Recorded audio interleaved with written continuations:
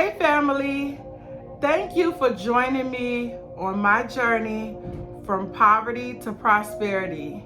This channel is about learning how to train your mind and use your time to become prosperous in every area of your life. Now, let's get it together. This one will be about how I started to train my mind to think prosperous thoughts, to think more positively, to think, I'm gonna try not to say so much because I watched the last video and I said entirely too many times. I started to train my mind to think prosperous thoughts. In my last video, we talked about why I changed. In this video, we'll go more into depth and detail on the things I did to change from poverty or a negative mindset to a more positive and prosperous mindset. So, when did I start to train my mind to think prosperous and positive thoughts? I started to train my mind I realized that I had to train my mind because I realized that a lot of things that I learned growing up were not necessarily the truth. What I learned was people did things differently. It wasn't a cookie cutter way to do things. And I think that people in my circle thought that it was like you go to school, you do what's right, you do what your parents tell you to do, you graduate from high school, you go to college, you pick a career, you get your education in that career. You either get your bachelor's degree, get your master's degree, get your doctor's degree in that career. Then you go on to get married. You go on to have kids. You buy a house. You have the white picket fence with the dog and the 2 kids. Like it seemed to me that it was being pressed upon me, this cookie cutter lifestyle of what life was supposed to be like. And for some reason, it just didn't resonate in my spirit. Like, okay, so it's not another way to get what you want out of life, or does everything have to be in that order? So my mind started to think against those thoughts. I don't know why. It was just something on the inside of me. My parents, well, not my parents, but I know my grandmother in particular wanted me to be a nurse. She wanted me to be a professional, somebody that would have a steady paycheck and could take care of themselves, but she did want me to graduate from high school first. I don't even really think she cared if I went to college, but she wanted me to graduate from high school first. So after a lot of turmoil in my life, I decided at some point to enroll in college. So when I enrolled in college, I realized that, wow, like I'm used to being around people who's smart, but in a street type of way. Street smart.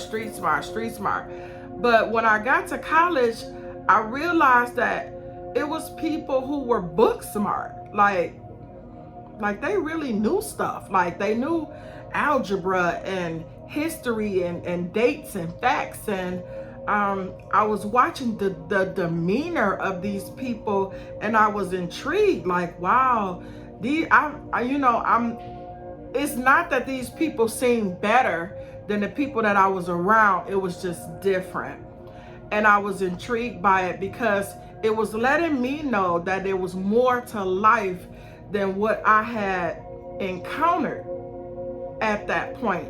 Living in the hood, growing up poor, growing up growing up around people who had poverty mentalities, but they were great people. You know, don't get me wrong. Just because a person has a poverty mentality does not mean that they're not a nice person overall. So that's how come I don't ever feel like that I'll ever be wealthy to the point where I will never speak to somebody poor, or, you know, it's just I mean, we ain't gonna get into all of that, but I'm gonna just say this.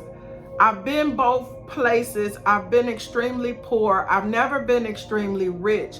But I think I'm gonna settle this in my spirit right now, that even when I do get rich, I don't think I'll ever get to the point where I won't listen, talk to, visit, or put down a person that's not rich. I mean, everybody don't want to be rich, first of all, but I don't think that you necessarily discount it as a person because you don't have a lot. Matter of fact, I'm gonna just tell y'all the honest to God truth. Some of the smartest people that I've ever met in my life was on drugs, was prostitutes, you know, just people that other people would just write off.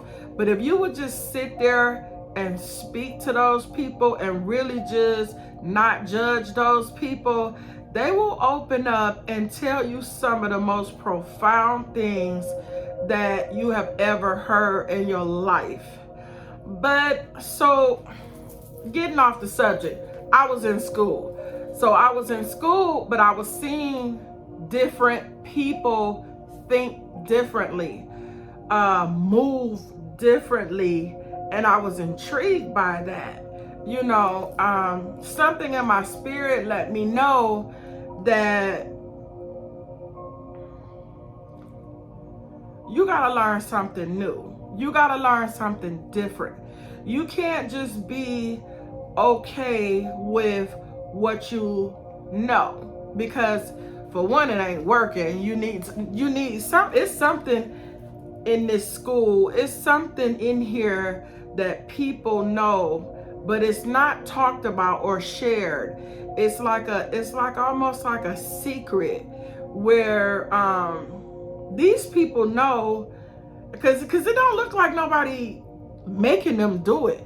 These people have a drive on the inside of them, and these were young people. Like when I decided to go back to school, I was in my 30s. So I was around teenagers and young 20-year-olds and stuff who was driven. I'm talking all A's in school. They was all organized with their book bags, and they had their computers and laptops, and they was getting it with their headphones and stuff on. And I was just like, wow, that is amazing. Like, what kind of person are you? Like, who raised you? Like, wow.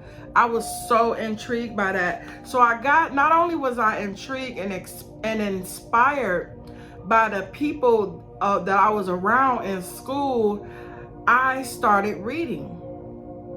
You know, for the first time in my life, I started reading.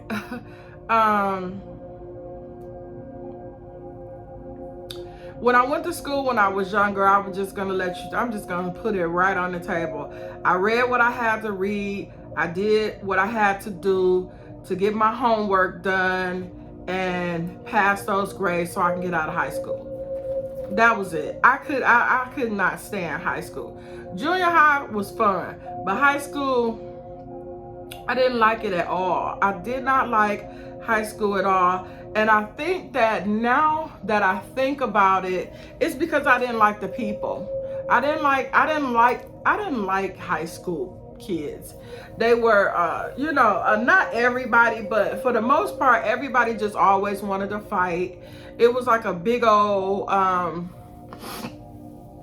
you know, contest on who can dress the best, who got the best hair, who boyfriend looked the cutest, who the skinniest, who on the band, who on the marching team, who on the, you know, it was just like, I felt so like I didn't belong there, because it was just, it was, I wasn't about all of that. And it was just about, the main thing wasn't about school. I think if I had went to a school where the main thing was about school, then I would have done better, because I was very smart, you know. But and I always had to worry about girls wanting to fight, you know, wanting to follow you home, you getting robbed. We had like gang members that went to our school. It was shootouts. I mean, it was just, I didn't like high school. It was just too much.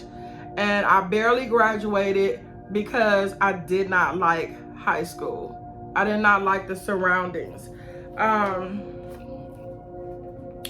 But for the first time in my life, I really started to focus, because in college, it's not about, it's not about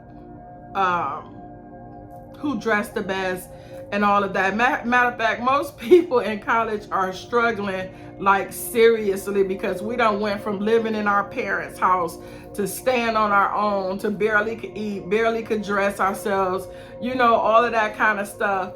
But, and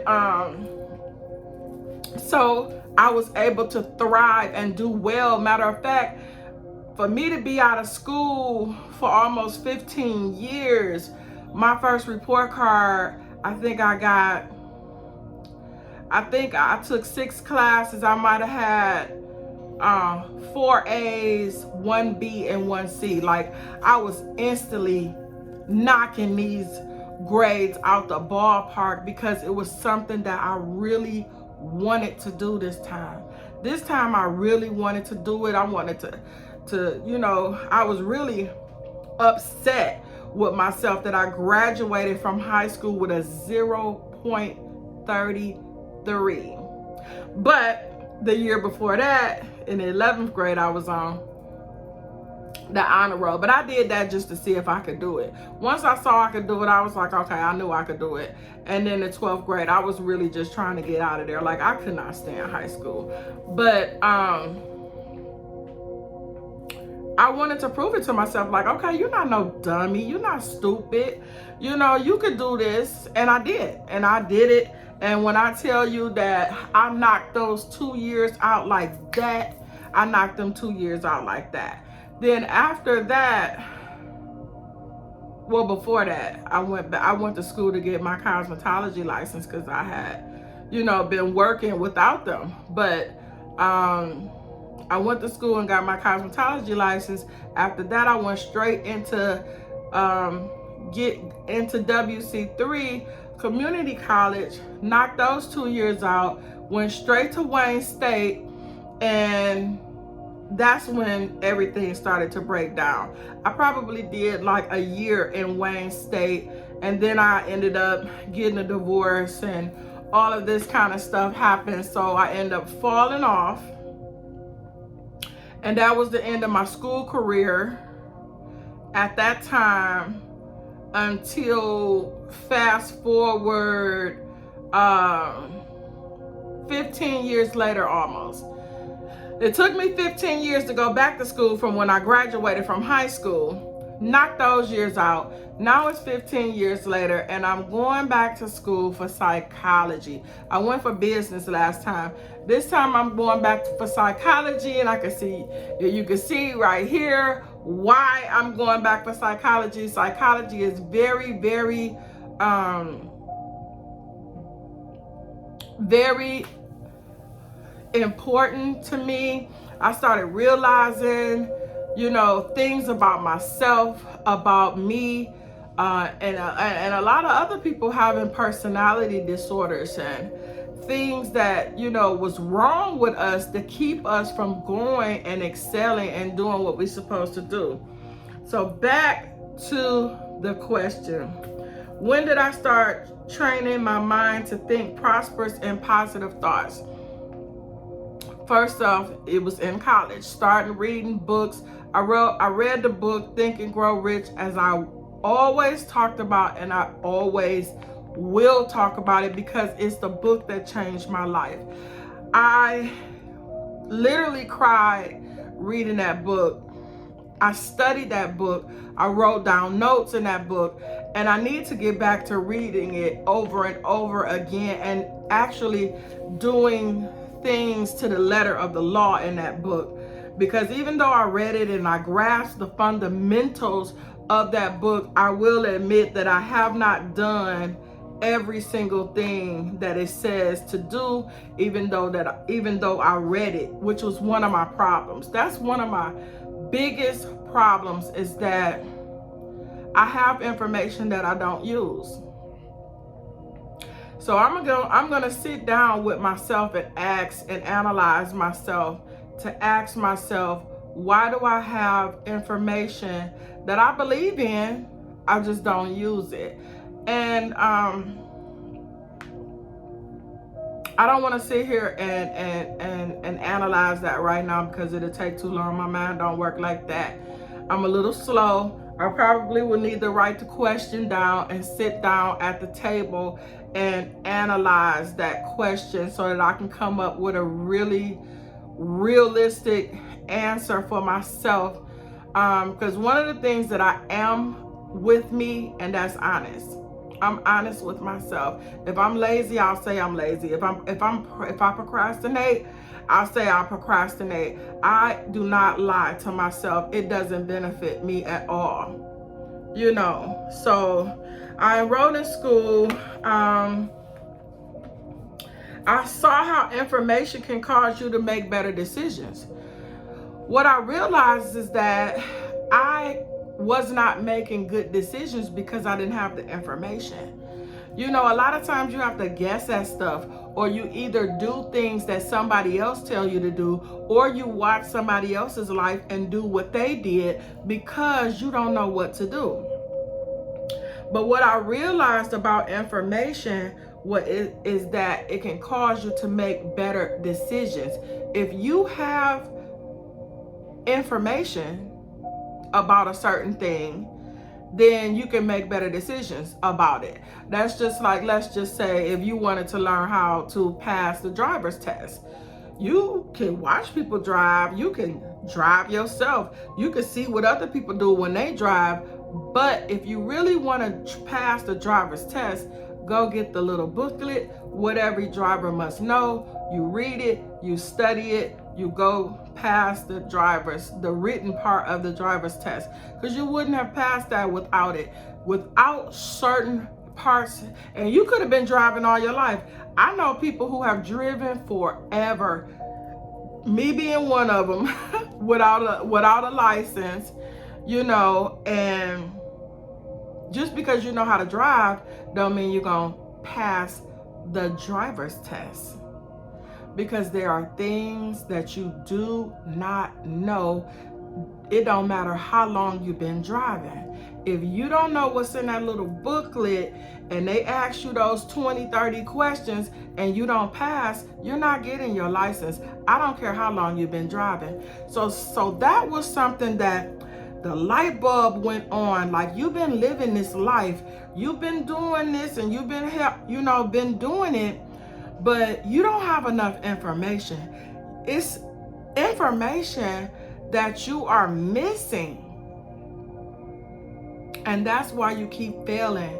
Because even though you're watching what everybody else do, you're trying to figure it out, you're trying to guess at things, but you don't really know. So I set out on a journey to just learn. So at that point, I just started reading, I started learning stuff, I started engaging in conversations with students and teachers about stuff that I never talked about at home in the hood, because they don't want to talk about that. You know, they want to talk about stuff. Sometimes they get a little philosophical, but for the most part, that's not what we talk about when I'm at home with my family and friends, because, you know, that's just not what they talk about. I realized that I had a choice. All I had to do was learn how to do something, and I could do anything, and that gave me hope.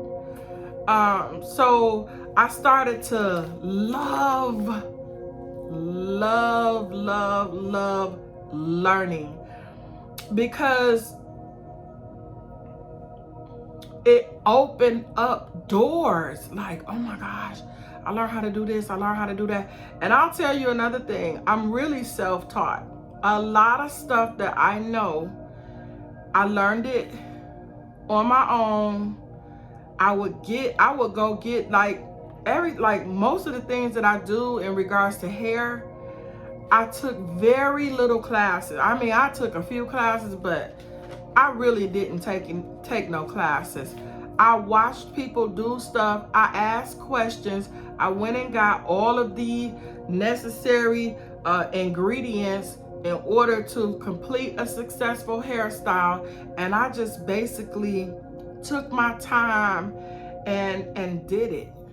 And I would do it over and over again. I even had mannequins and stuff like that where I would just, you know, practice until I became good, because I knew that this is what I did for a living. So I really had to stay up on top of my game and figure out how to get these sculpture waves done, how to do buckles, how to do reverse curls, how to cut, how to color, how to do 2 and 3 dimensional color, how to do mermaid color, how to do frontals and front lace. I did not take any classes on that stuff. I went out and I bought the materials, I watched YouTube videos, and I did it. Because for one, I didn't have the money. I don't have the money to take these classes. Was ridiculous. It was they was $2,000 or $3,000. I did not have that money, but it wasn't no way that I wasn't gonna, you know, keep up in my profession. So I went out and I got all the stuff and I just did it. And to me, that's the best way to learn, is to get the information and just go ahead and execute it on your own. Like, just execute things on your own. So yeah, realizing that I had a choice and all I had to do was go learn something, you know, it really gave me hope. And I started to see a small, when I say it was faint at the end of the tunnel. But I said, okay, God, I'm not all right, I'm not all together, but I feel like something is happening. I don't even know what it is, but something is happening. I done went, got my cosmetology license. I got a 2-year license. I got a 2-year diploma. I'm working on my 4-year diploma. I got a divorce, got remarried, you know, and I think something is happening. I don't know what it is, but I think something is happening. So question number 2. Question number 1 is, when did I start to train my mind to think prosperous and positive thoughts? Number 2 is, what resources did I use to train my mind? The number 1 resource that I used to train my mind was the Word of God. Now, don't get me wrong, I hadn't been to church. I grew up in the church, so I remembered a lot of word that was spoken over, my life and spoken to me, preached. I went to children's church as a child, so I remember the songs. I remember some of the Bible study. I remember some of the scriptures. I remember some of that stuff. So that's stuff that stuck with me even when I was drinking, getting high, smoking, partying, all of that kind of stuff. All of those things stuck with me. So I'll tell you what though, what happened was, this is how I know that even though I was going through what I was going through, God never left me. He never forgot about me, and I never forgot about him.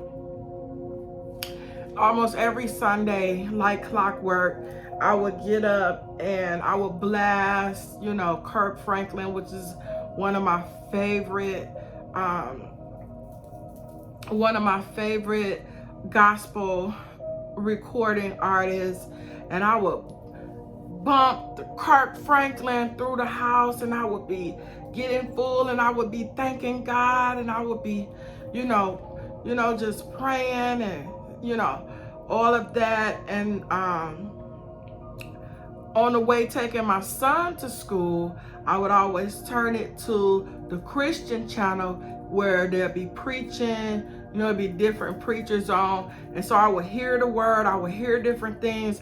I kept God in my ear, like even if it was only 10 or 15 minutes a day, that little 15 minutes, 20 minutes that it took me to take him to school and come back, I would listen to the gospel channel in the morning, and then probably go back in the house and smoke weed and get high. But I would, that little 20 minutes every morning, I'm sure it did something. I don't know what it did, but I'm sure it did something. And I don't even know what possessed me, or even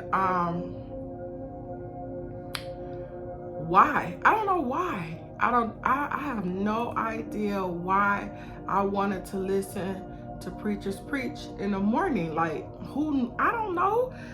Did it anyway. So fast forward to today.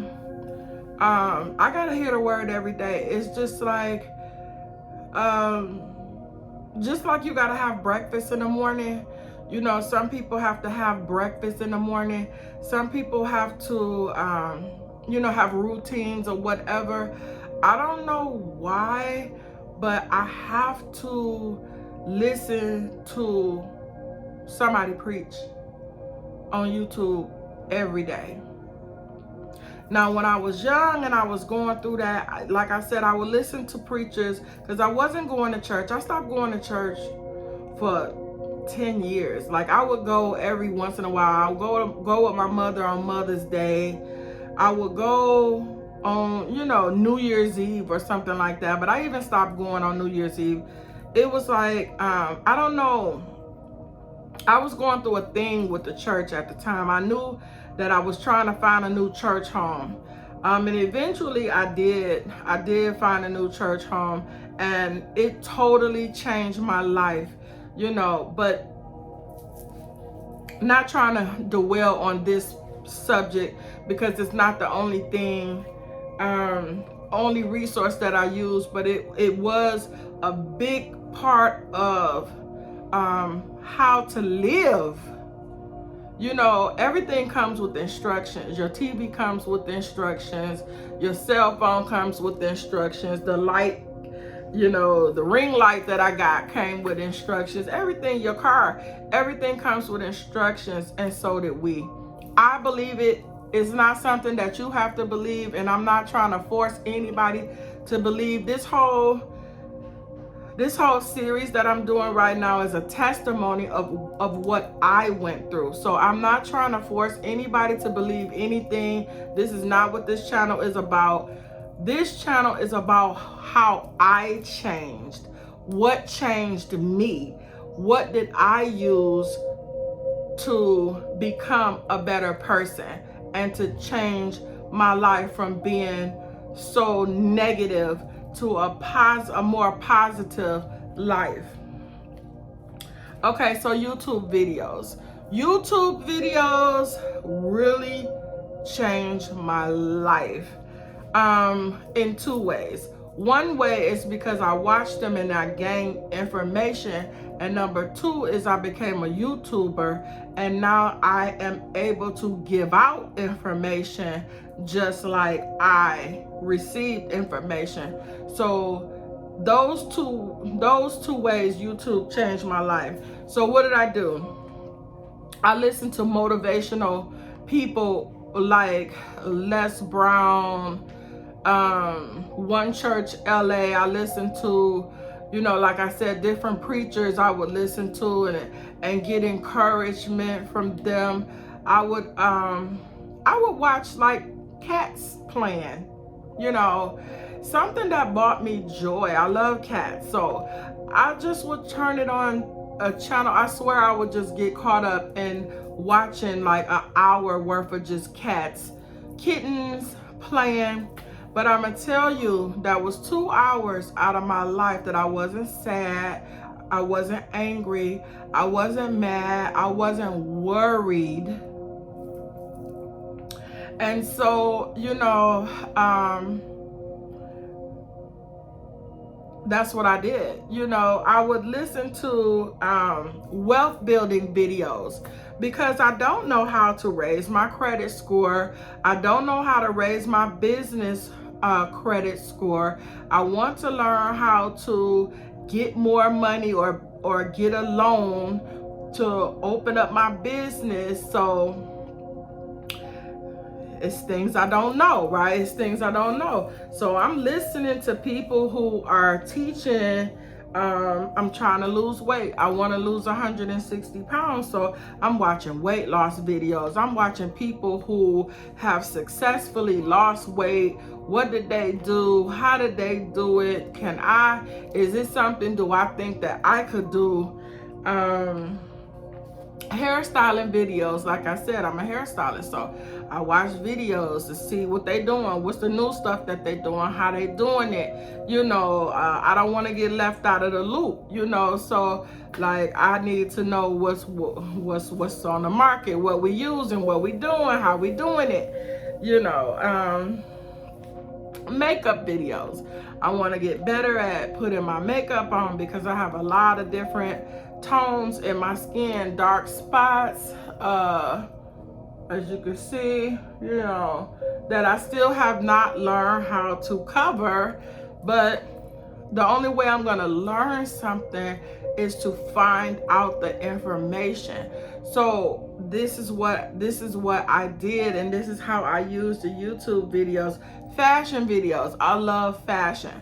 One of the things that I'm trying to realize about myself is what kind of fashion do I like. Because I've been a hairstylist for 22 years, all I wear is black. Black, black, black, black. And I'm bored to death with it, to tell you the truth. So since I'm about to lose 160 pounds, I want to finally realize, what do you like? You've been wearing stuff to hide your figure, which really don't hide it. But I wasn't wearing clothes that were fashionable to me. I wore clothes because, for one, I'm working, and for two, I don't want to wear white. I don't want to wear pink. I don't want to wear light blue. And those are all colors. Matter of fact, my favorite color is white. My favorite color is white. I love pastel colors, but I don't wear them because of my size. So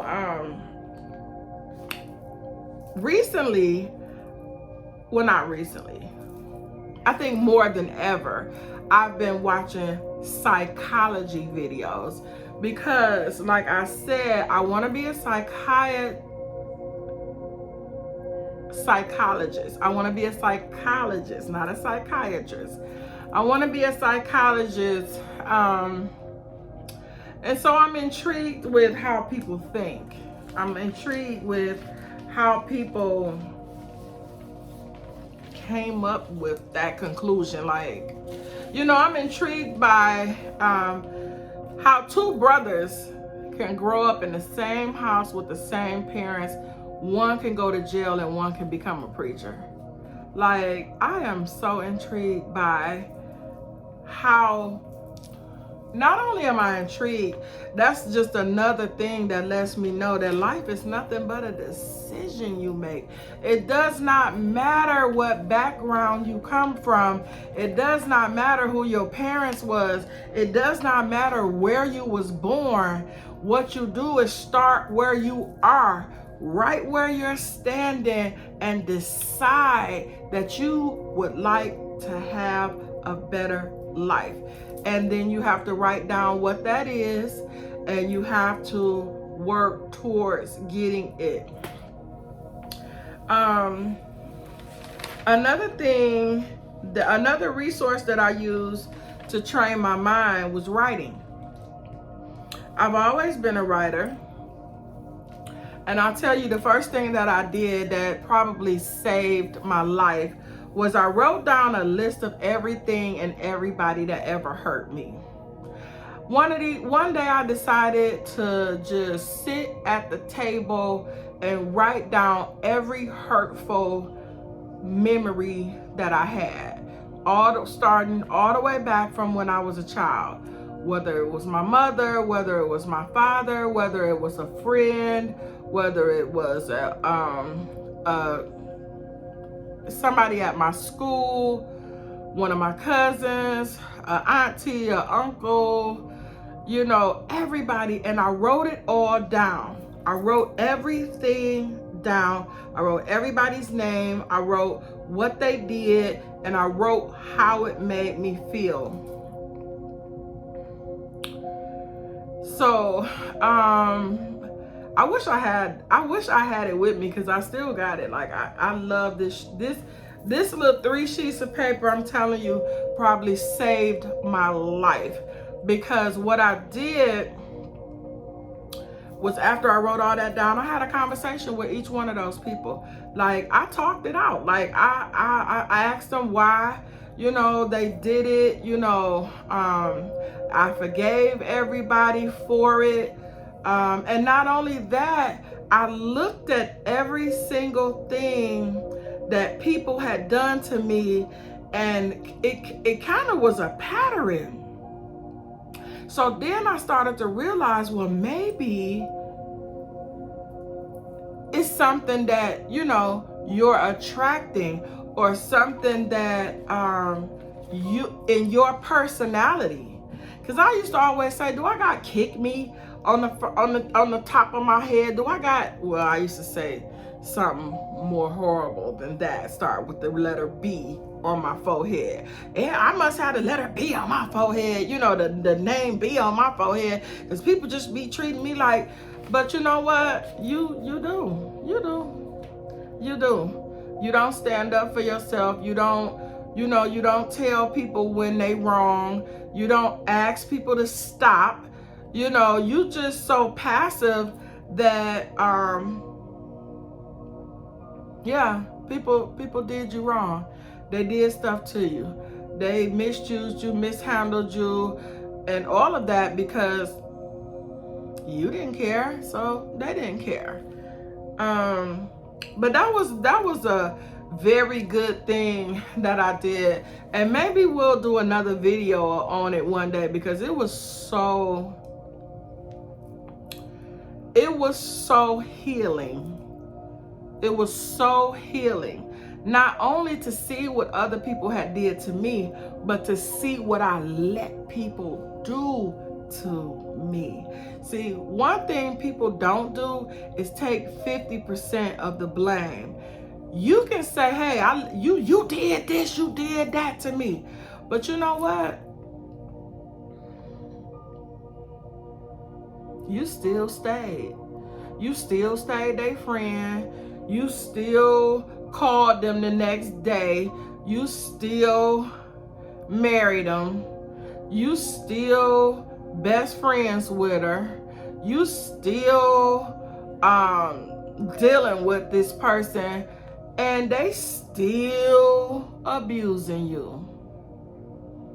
So when you gonna take responsibility for what other people do to you? When are you gonna take responsibility for letting people abuse you and mishandle you?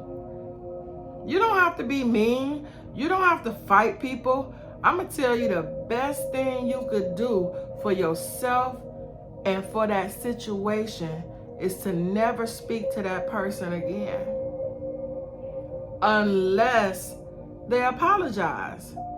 If you never get an apology from somebody, that means they're not sorry. Calling you the next day to ask you what you're doing is not an apology. Calling you the next day to say, I'm sorry you feel that way, is not an apology. People who say, I'm sorry you feel that way, that wasn't an apology, and I'm not accepting that as an apology. Okay, the next thing I did was I wrote a list of things I wanted out of my life. So I had to, if I wanted my life to change, then I had to write a list of things that I wanted, of how I wanted my life to change. So, of course, I want to be a salon owner of a big salon. I want to own several businesses. I want to go into real estate. I want to get my PhD in psychology. I want to be a better mom. I want to be a great wife. I want to be of service to my community. I want to have a purpose in my life. You know, I don't just want to exist anymore. I want to have some type of purpose, but I had to write that all down. And when I tell you that writing it all down takes years. Oh yeah. So how are you going to open this big old salon? You ain't got no money. You don't have your credit bad. How you gonna do all that? First you gotta get rid of your bad credit. Then you gotta figure out how to get a loan from the bank. Then you gotta figure out where you want the salon. Then you gotta figure out what type of salon you're gonna have. You gotta write the management rules. You gotta write the marketing stuff. You gotta write the financial papers out. Like, this ain't no walk in the park. Just that right there is like a whole lot. So then, so you want to own real estate. Well, where you want to own real estate? How much you going to pay for real estate? What about the house you want? How you going to afford a $350,000 house? That means you need to start learning how to sell this hair. You need to start learning how to sell this wigs. But how do I do that when everybody else in the world sell hair and wigs? You know, come on. It's a lot to think about. You're not going to sit down and write out your whole life in 2 days. It's not going to happen. When you sitting down and you writing down all your goals and everything that you want out of life, it's going to take a few years to write all of that out. And then it's going to take a few more years to execute all of that. This whole thing about changing your life is not no walk in the park. And that's why most people don't do it. Because it's hard.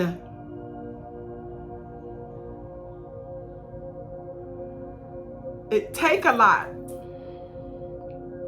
It's a lot of waiting.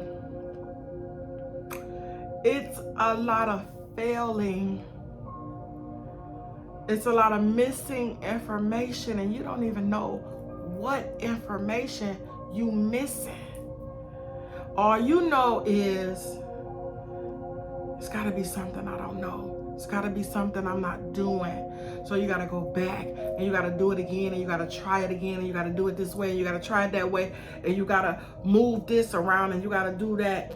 And then You know, you got to get the courage because of course, you know, we fail so many times in our life that we're afraid to talk to people, and we're afraid to get out and say, hey, you know, who does your hair and all of this kind of stuff, because people are angry, people are mad, people got attitudes, so it makes you not want to approach people.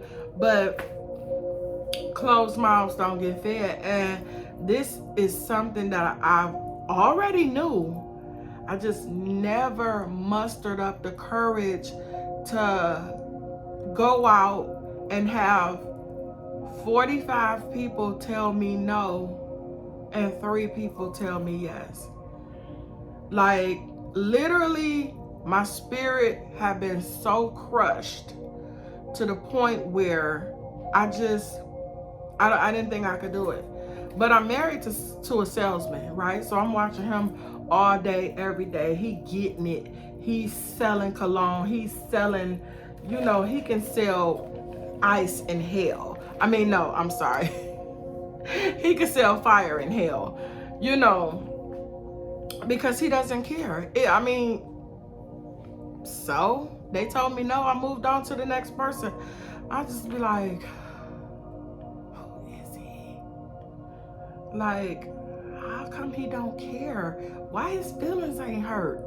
But, you know, it's something that God sent into my life for me to actually watch, because he builds me up in that area, you know. He don't care about people telling him no. And me, my feelings get hurt. First three people who I say hi to and try to hand the card and they do like this, I'm finished. Like, not only am I finished, I want to fight. Like, she heard me say hi. You know, she seen me and I had the friendly, you know, I had to get my little friendly face on, and I handed her a card and she went and walked and kept walking.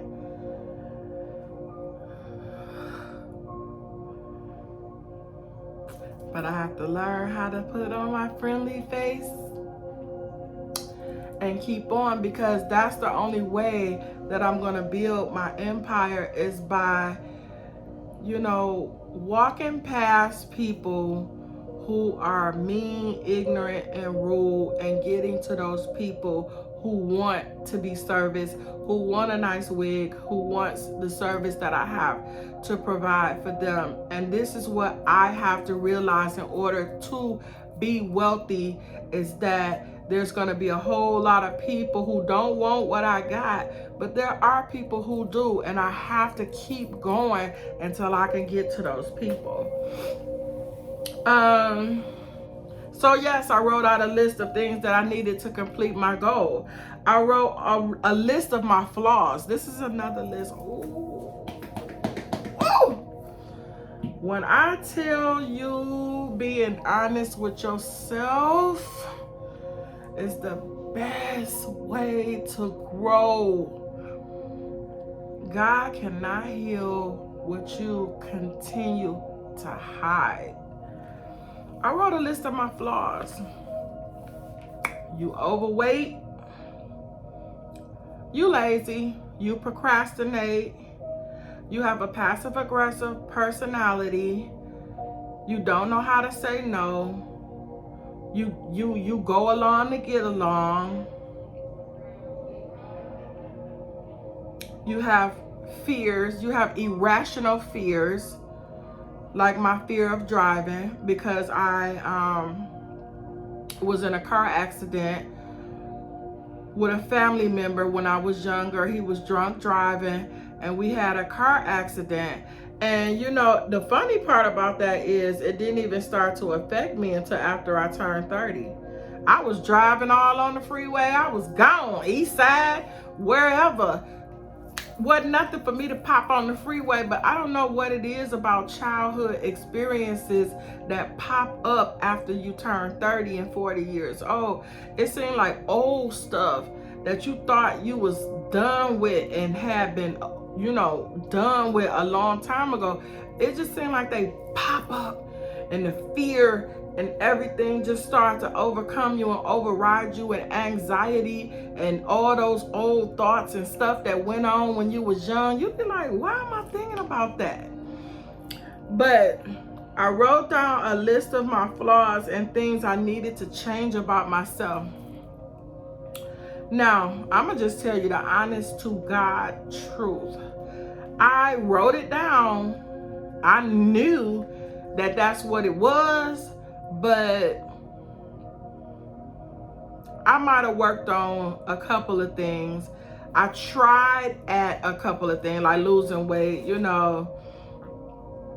I don't want to stay consistent in the gym. I know that if I was consistent in the gym, I know that if I worked out for 20 minutes a day, it would have a tremendous effect on my life. Why haven't I done it? Why don't I love myself enough to work out 20 minutes a day? It just don't make no sense, I'm telling you. And I want that 20 minutes to grow up to an hour, you know, a day. I ain't doing nothing else. We sitting in there watching Power and Empire and the haves and have-nots and all of that kind of stuff. We dedicating time to all of this, but can't dedicate time to working out. See, these are the things that I want to change about myself. I want you to help me. I want you to pray for me.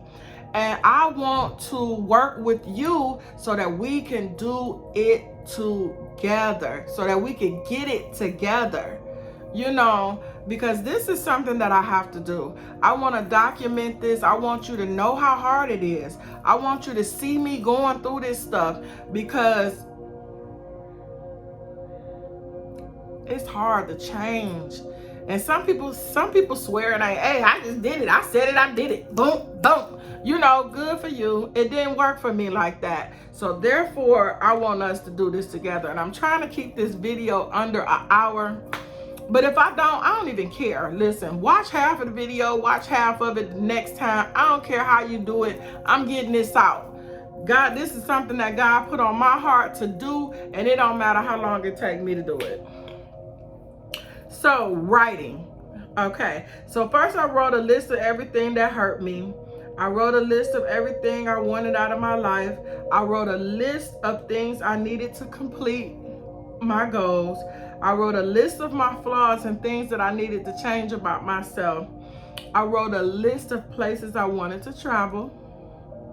Because yes, you do need to dream. Not only that, watch videos after you write those things out. Everything it comes in divine order and at the right timeline. Don't use your money to get your credit together to go on a cruise. Don't do that. Don't do that. Everything has to work in divine order. You have to get back to the basics, live very basically under what you got to live below your means, save your money, pay your bills, pay off your old bill. Like this you can't just, get your income taxes and fly to Vegas. You can't do that. I mean, you could, but it's just going to take you longer to get to where you're trying to get at in life. If you need to take a vacation, you could do like a staycation. You can go down to your local beach, your local park, spread the cover out, have a candlelight. It's free ways to have a vacation if you just need like some days off, do some free stuff. And that's my, and if not free, like real under $200, under $100, even if you need to, I'm gonna tell you, if you need to take 7 days off and just sit in your house, don't go nowhere, don't do nothing, lay in the bed, eat popcorn, watch motivational movies, write your stuff down that you need to do to change, and pray and meditate and that's free. And that's probably what you need to do most. Because going to Vegas ain't doing nothing but emptying your pockets and keeping you from where you need to be. Another important thing I did is I wrote a list of what I wanted my friends to be like. Because we got friends, and I'm gonna make a whole nother video about the friend thing, but write a list of the characteristics of who you want to associate yourself with.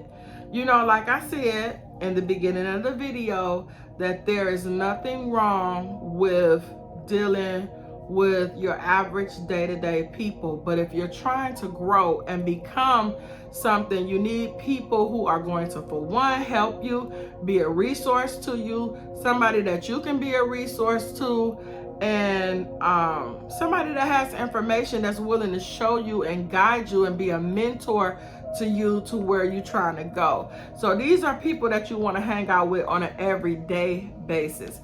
Now your other friends, your girls, your people you hung out with when you was growing up and all of that, they're not the top 5 no more. They're not the top 5. They have to go on down to the top, down at the top 6, 6 through 10. Because your 1 through 5, the people that you hang around every day, they have to have some type of character, some characteristics that you have, business, whatever it is that you have. And if you're a musician, hang around musicians. If you are a artist, hang around artists. Why is you hanging around? If you a chess player, why are you hanging around somebody who like cars?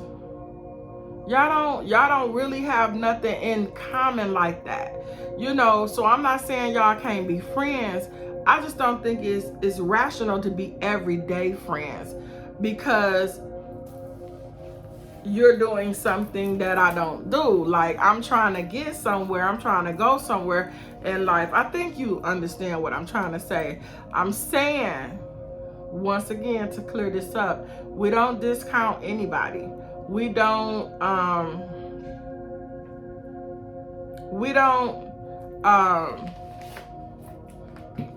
just say that, oh, because you don't do what I do, that you ain't nothing. No, that's not what I'm saying. I'm just saying you're not getting anywhere by hanging with that person every single day. You need to hang and be around people who trying to do the same thing you trying to do, so that y'all can get there and you can have a team of people and a circle of people that is inspiring you, that is doing what you're doing. Y'all can talk about it. Y'all language is the same, and then on Friday, if you want to go out with your girl Regina from the hood, because y'all going to a block party or whatever, y'all going to the wherever y'all going or whatever y'all doing, it's okay. It's okay. It's okay to still hang around your girls and do the stuff, that you used to do, but don't do it too much, because,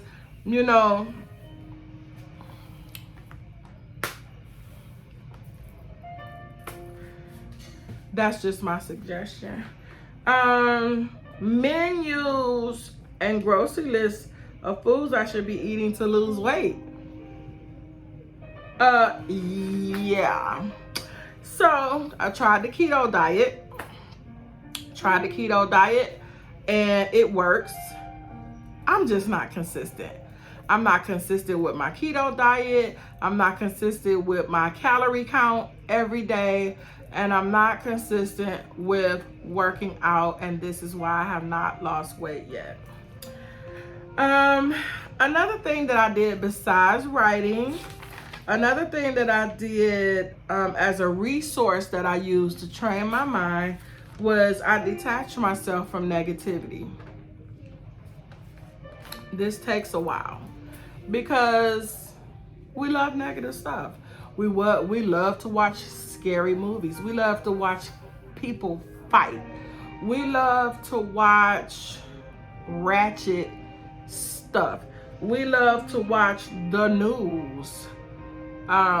We love to speak negative. We love to talk about people. We love to listen to ratchet hood rap music. You know, we love to listen to some of this music that's got, you know, devil worshiping, I want to kill myself, I want to get high till I die, I want to be so spaced out and so high till I, you know, I mean, just stop it.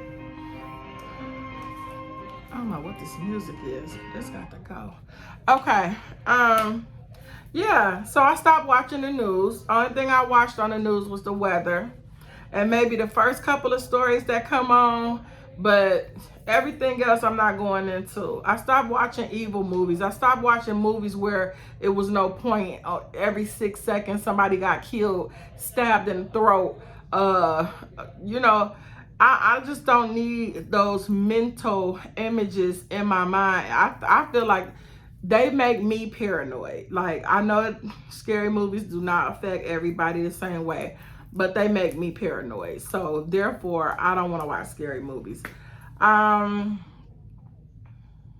stopped speaking negative, and that was hard, and that took years to do, because you know that what we think, it just flies out your mouth sometimes. Sometimes people can provoke you. Some people come over to you and be like, girl, guess what? Blah, blah, blah, blah, blah. And you be like, what? I know she didn't say that. You know, I mean, it's hard. And that's why I say you have to narrow your time down with negative people, because they bring you, this is what they do. They bring you negativity. They always want to talk about somebody and all that kind of stuff. And I notice when I'm alone a lot, I can't really talk about people. So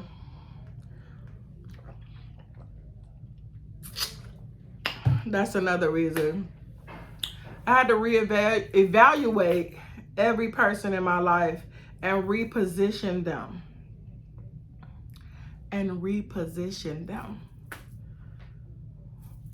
Top 10. You know they say that you are the 5 people you hang around. If you hang around 5 broke people, you the 6th broke person. If you hang around 5 smart people, you the 6th smart person. Like, let's be serious. We really need to reevaluate the people that we hang around the most. And what are they doing? Are they productive? Do they go to school? I mean, you don't have to go to school to be smart. I just want to be around people who are artistic, productive, motivational, positive, loving people. I mean, those are the people that I want to be around. So you have to reevaluate every person in your life and reposition them. Listening to relaxing music, gospel, jazz, whatever. Okay. I started my life over. You know, I just started my life over, and it feels good. You know, I stopped running in the wrong direction. I regrouped with the new information and took baby steps in putting that information into use.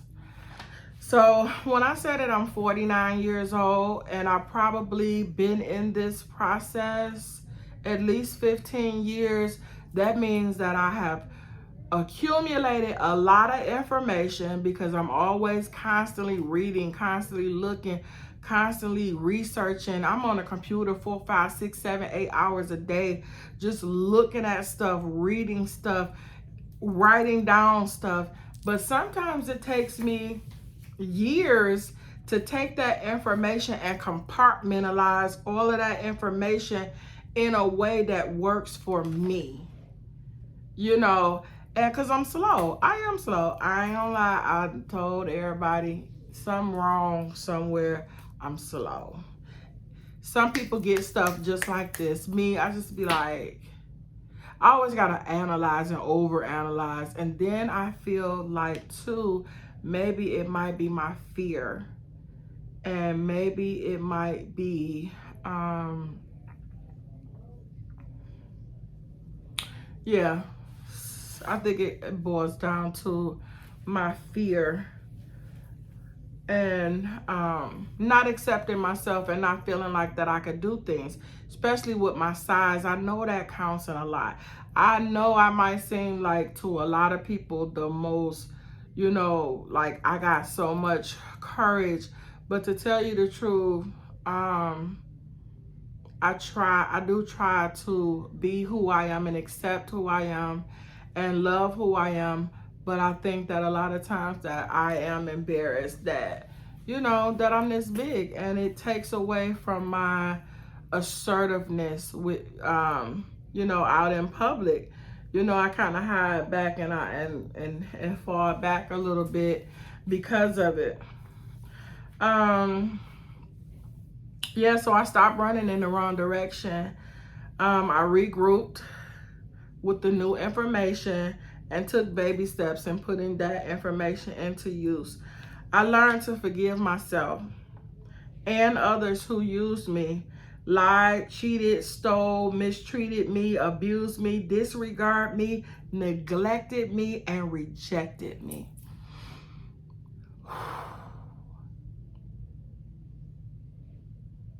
That takes years.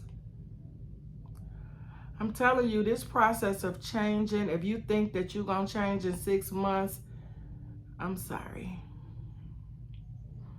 It's not going to happen. It's a process. And I think that we are in control of how long that process takes. But it's definitely a process. And I say don't rush it. I say take your entire time, because you got a lot to do. You got to change yourself mentally. You got to change yourself physically. And you have to change yourself spiritually. And that takes time. I'm not saying that it takes all the time in the world, but I'm telling you, if you take a good 5 to 10 years just diligently working on yourself, mind, body, and soul, you gotta be 50% changed in that time. And if you're using and building a relationship with God, I think it'll go even quicker. I had to start using my courage and the power that God instilled in me to move mountains and do anything that I put my mind to do, and to tell people when I feel hurt.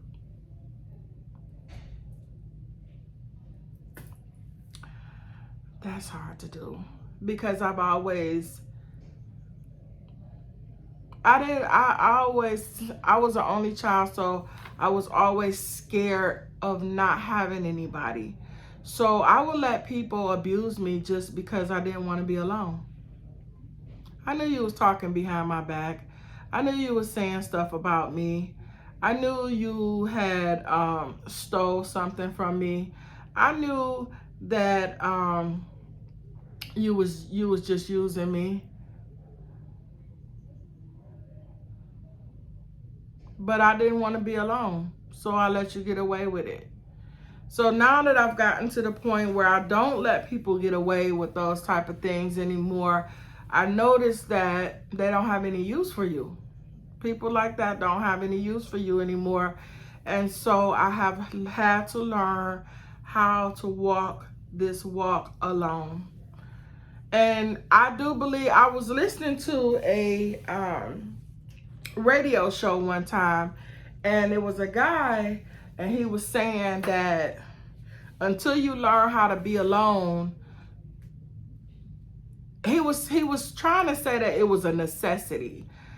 It's something that people try to avoid, but it's actually a necessity. I call it a wilderness experience, but it's actually a necessity. He was saying that you will not grow until you learn how to be alone, until you learn how to be happy alone, how to be with yourself, how to get to know yourself, how to do things on your own. You don't need nobody. You don't need no acceptance. You don't need this. You don't need that. So, and I actually agree with that. I actually agree with that. But I'm actually exercising and building my faith right now. And I know now faith is the substance of things hoped for and the evidence of things not seen.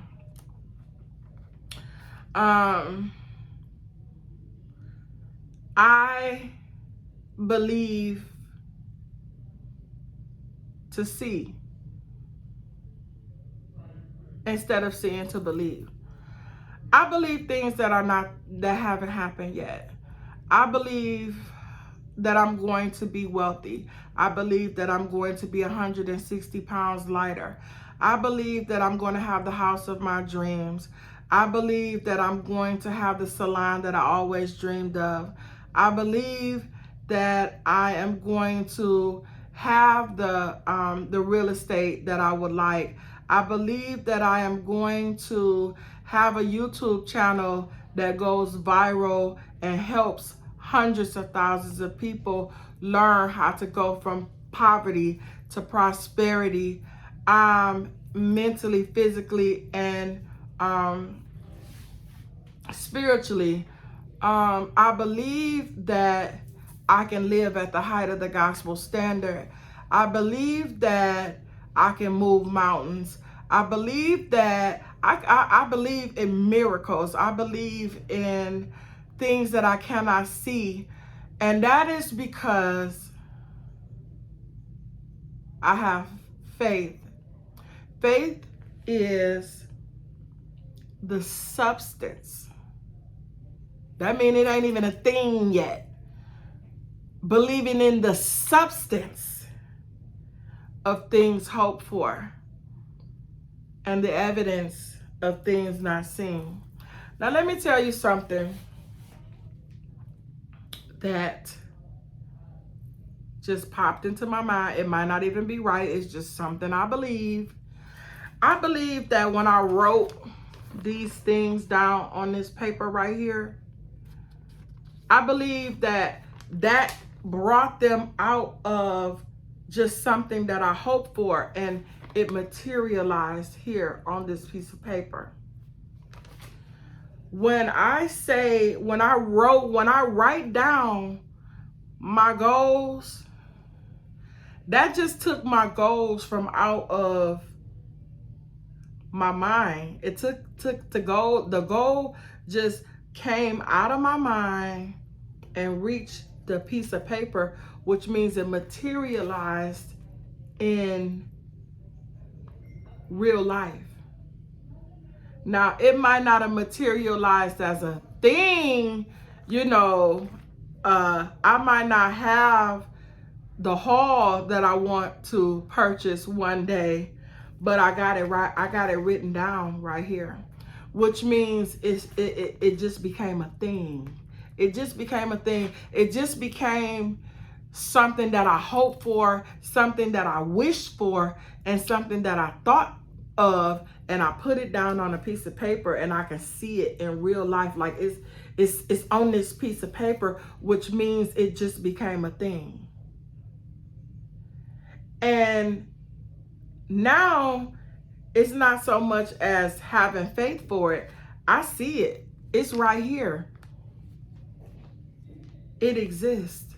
It exists something other than in my heart and in my mind. It exists on this piece of paper, which means I'm closer to having it. Thank you, Jesus. Speaking things into existence. Not only am I exercising and building my faith, and yes, faith do come by hearing, but speaking things into existence.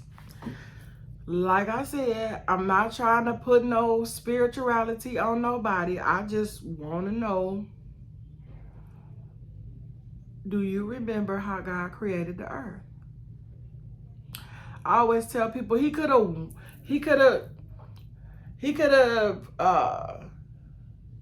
snapped his fingers. He could have waved his hand.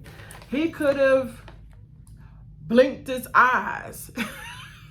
And the world could have showed up. But what did he do? He spoke it. He said, let there be light. And there was light. You know what I'm saying? So what would happen if you spoke it? What will happen if you wake up every day and you spoke something positive? If you spoke about your money, if you spoke about your healing, if you spoke about your love, if you spoke about your wealth, if you spoke about having a new car, if you spoke about having a better relationship with your mother, if you spoke about these things, but yet and still, what do you speak about? Negative.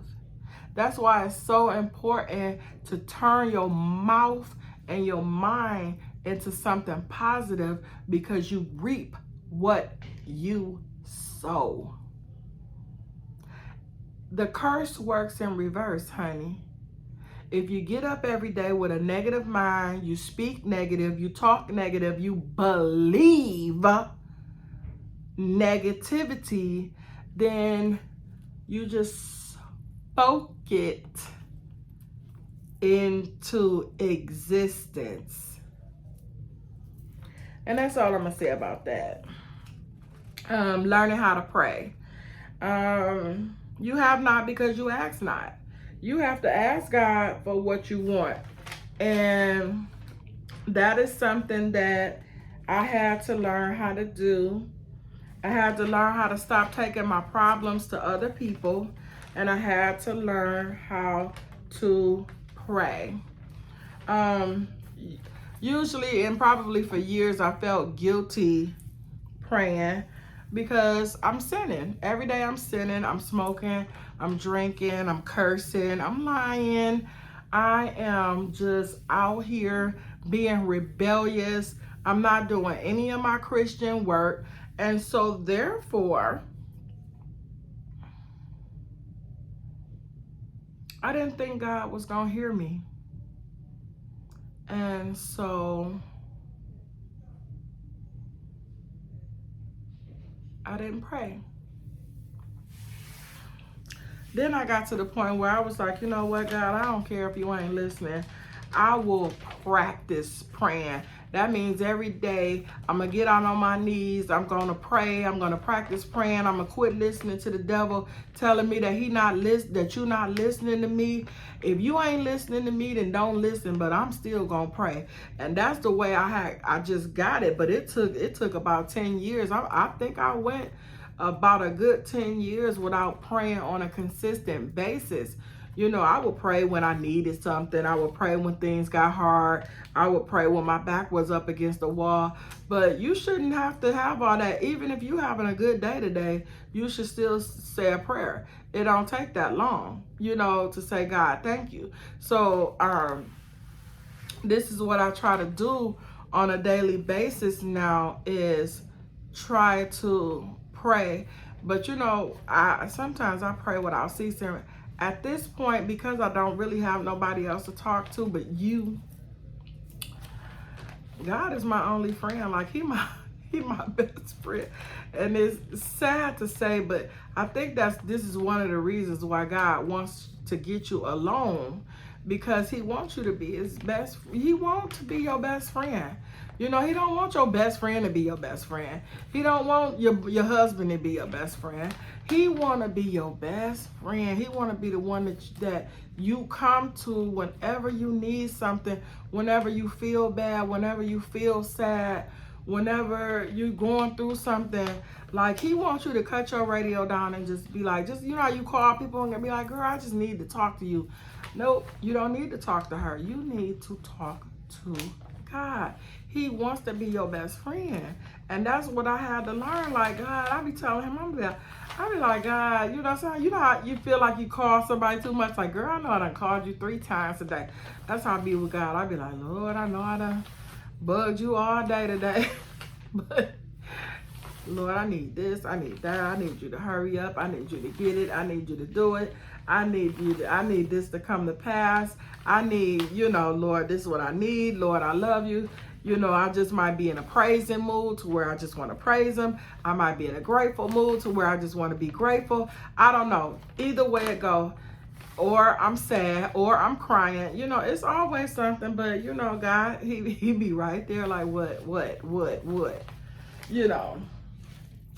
So, this video was entirely too long.